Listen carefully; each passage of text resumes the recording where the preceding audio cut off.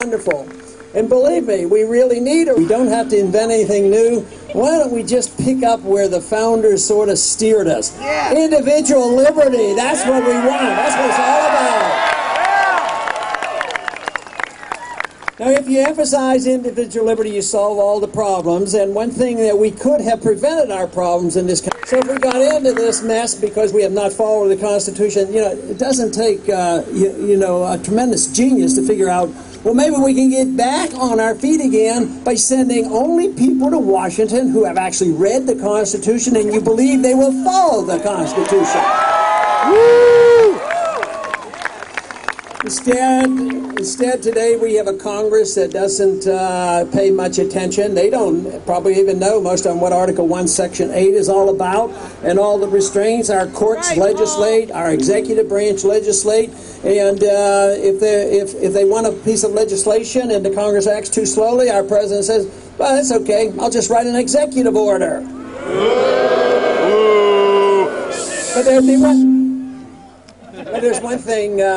there's one thing very neat about a constitutional president.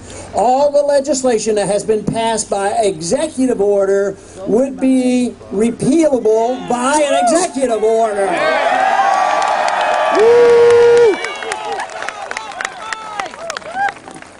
So there would be no more assassinations of American citizens or a threat of assassination.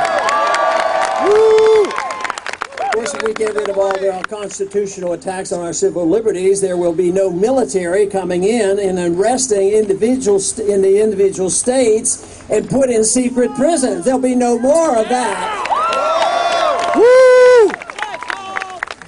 Once we get the list figured out, the list keeps growing, but very high up on that list will be the repeal of the Patriot Act.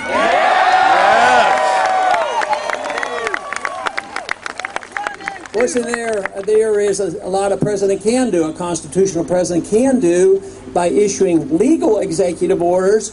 The president is the commander-in-chief of the military forces. The president has the authority to bring the troops home without a congressional authority. Just bring them home.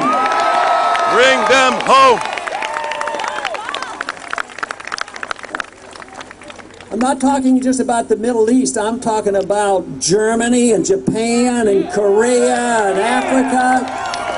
Bravo! And in the meantime, what they're trying to convince us of is that maybe we can back off a little bit on that, but now that we've declared war against the world with the global war on terrorism, they figure that from New Mexico or from Washington, D.C., they can have a drone war and kill anybody they want around the world. I think the drone war ought to cease. Bravo!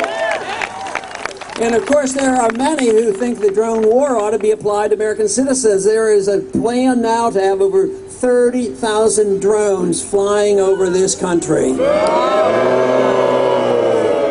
course, they have to be very busy. There's a lot of laws on the books, and there were 40,000 new ones put on in January, and they think the solution is, this compulsion is, we have to enforce all these laws. I have a better solution. Why don't we repeal those laws, plus more?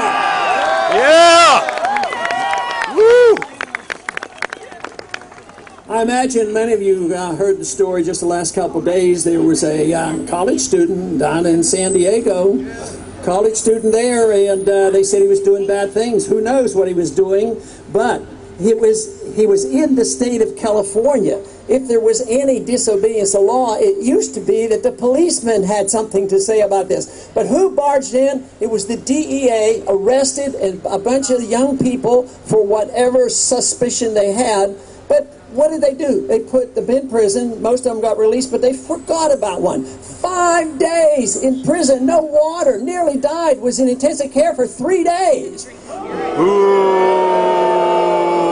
The DEA has no authority to be law enforcement in any state whatsoever.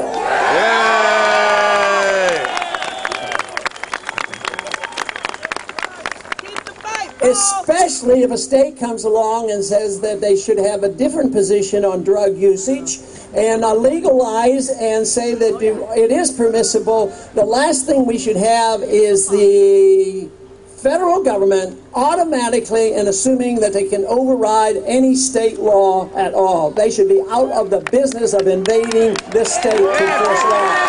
Yeah! Woo! Of course, the real problem with the whole war on drugs, it does no good whatsoever. The war on drugs is a lot more dangerous than the drugs themselves. And if they truly were concerned about addiction, they'd have to be a lot more concerned about prescription drugs because that's where most of the addiction is. And if they cared about the practical effects of prohibition, why don't they go back and read history? Why don't they read what it was like in the 1920s and why the American people thought, well, this is foolish. This repeal is silliness about prohibition. Let the people decide what is best for themselves. That is what's supposed to be done. Yeah! But today we live, the way I see it, it is a period of lawlessness, and our government acts outside the law. Instead of the law protecting your privacy, they invade and destroy your privacy, like the Patriot Act undermines the Fourth Amendment. But do we have openness of government? No, we have secrecy of government. We pass laws that are supposed to protect whistleblowers, but if they do any whistleblowing and reveal some information that they want to be held secret, they get into trouble and they get thrown in jail and they lose their jobs. It should be the other way around. We want privacy for the people and openness of our government.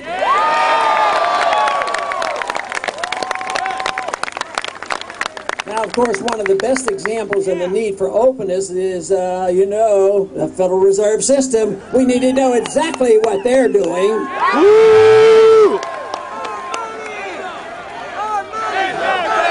And the Fed, and the Fed, and the Fed, and the Fed, and the Fed, and the Fed, and the Fed. Like I say, that's a very good idea.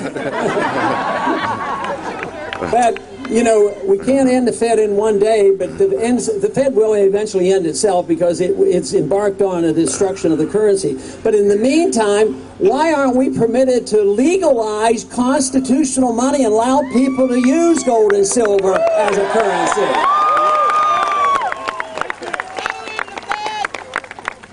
Bastiat had a good suggestion. If you or I can't do it to our neighbors, the government shouldn't be able to do it either. Yeah. So if you and I aren't allowed to counterfeit the money, why are we so complacent as a people to allow a secret group of people counterfeit the money and destroy the value of the money in the name of being Federal Reserve and regulating the economy? Yeah. They have a very, very poor record.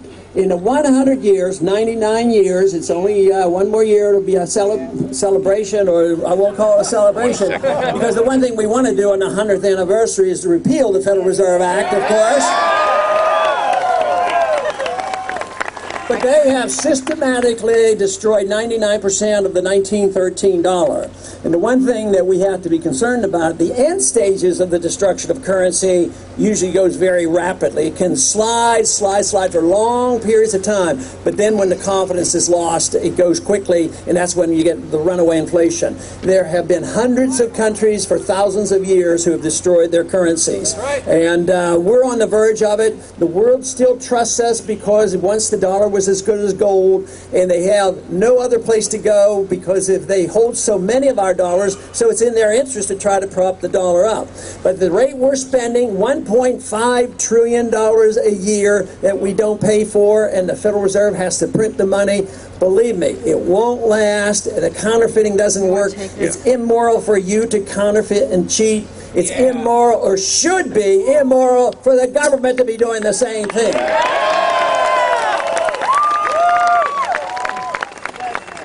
But the Federal Reserve is an instrument for the growth of big government as well as an instrument for the undermining of liberty. The more government grows, the less liberties we have. And if politicians are rewarded by just voting largesse for all the special interests, Of course they will. And up until now, that has generally been the case. But something significantly has happened here in the last 4 years ago. People are starting to realize, those who have to pay the bills and those who are on the receiving end know that this is coming to an end. And this is why these last 4 years have been very, very different from any other recession or depression, because right now we are the big debtor of the world. We are the biggest debtor ever in the history of the world, and the world is all in it together. There has never been a time in all of human history where the whole world was built on debt of a single paper currency. And so it's very, very fragile, and this is all what you're seeing in Europe right now. They're diving now down into another recession. At the same time, the big burden is debt. And what do the Paul Krugmans of the world say? Teach him. They say the problem is you're not spending enough money, and the government's not spending enough money, and the Federal Reserve's not printing enough money. But I think the American people have awakened, and they know that doesn't work, it isn't working, and that some changes have to come about. Now, we do know that the financial turmoil leads to political turmoil. If that happens, we could even lose more liberties. But you know what? I have been so encouraged in these last several years to realize that people like you have come out and you care about what's going on. You're studying, you're understanding about the Fed. You know something about Austrian economics. You care about personal liberties. And you want to end these senseless wars that are bankrupting our country, too. Peace. In the last 10 years, $4 trillion was added to our debt just for the wars that we have been fighting. You know, after 9/11, of course, they passed the Patriot Act, and that was supposed to, I don't know how that was supposed to solve the problems by punishing the American people. By undermining your Fourth Amendment rights, how is that going to punish the people who did those deeds to us? At the same time, we went involved in wars. We didn't really go after bin Laden immediately. What we did was we went into a war that they wanted to fight for 10 years. We went into Iraq, and Iraq, of course, had nothing to do with 9/11. There was no Al-Qaeda there, no weapons of mass destruction. And so we go in there, and then, of course, this constant war in Afghanistan. But during this period of time, there's nearly 9,000 Americans have died. This counts the contract workers. There are 40-some thousand who have come back with severe injuries, hundreds of thousands who are now currently suffering from post-traumatic stress syndrome, as well as brain injuries and amputations. It's a real, real tragedy of what's happening. So if we're going to pay back and penalize the people who did that harm to us on 9/11, how much more death and destruction do we have to put on ourselves for those happenings? It doesn't solve our problems. And killing a lot more civilians, invading more countries, all that does is stir up more hatred toward us. We have to understand. Exactly. We have to understand that it wasn't I who invented the term blowback. It was invented, it was defined by our CIA, and it was well known in the Department of Defense as many other scholars that one of the main reasons why they wanted to come over here and do us harm, the main purpose and the main concern they had was occupation. And that is the reason I would say, yes, we should occupy the United States of America, not the rest of the world. Bravo!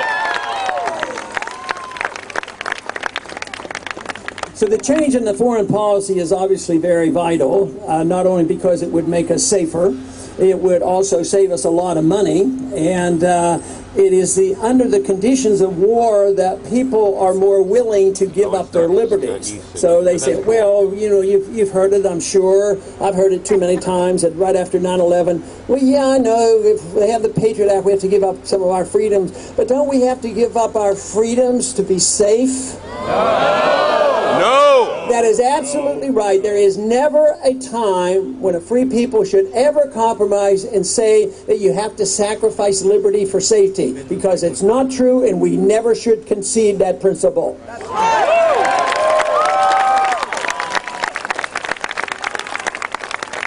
we have conceded too much in the time of war, and just look at what's happening now. The president, by executive order, announced that he can kill American citizens. The Congress actually passed the law, the National Defense Authorization Act, which allows the military to arrest American citizens, put them in prison, no attorneys, secret prisons indefinitely. We can't allow this to stand. We as a people should not tolerate what we see on TV and the pictures of the groping and the X-ray and the abuse that we all go